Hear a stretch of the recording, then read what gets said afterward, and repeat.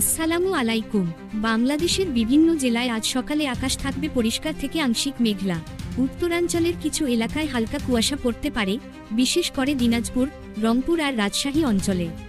সকালে তাপমাত্রা থাকবে 25 থেকে 26 ডিগ্রির মধ্যে।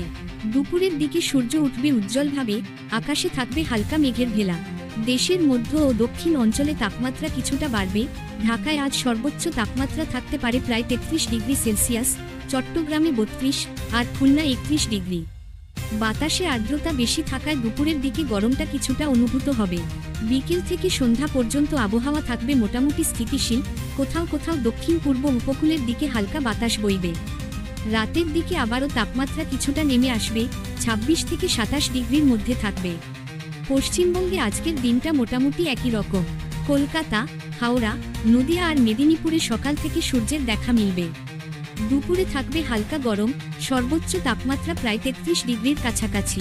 তবে বিকেলের দিকে দক্ষিণ পশ্চিম দিক থেকে মৃদু বাতাস বইতে পারে, যা কিছুটা স্বস্তি দেবে। রাতের তাপমাত্রা থাকবে প্রায় 26 ডিগ্রি। দিনের শুরুতে সবাইকে পরামর্শ, বেশি রোদে বাইরে বের হলে ছাতা বা ক্যাপ সঙ্গে রাখুন, প্রচুর পানি পান করুন।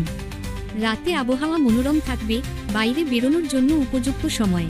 কমেন্ট করে জানিয়ে দিন আজকের আবহাওয়া আপনার এলাকায় কেমন লাগছে।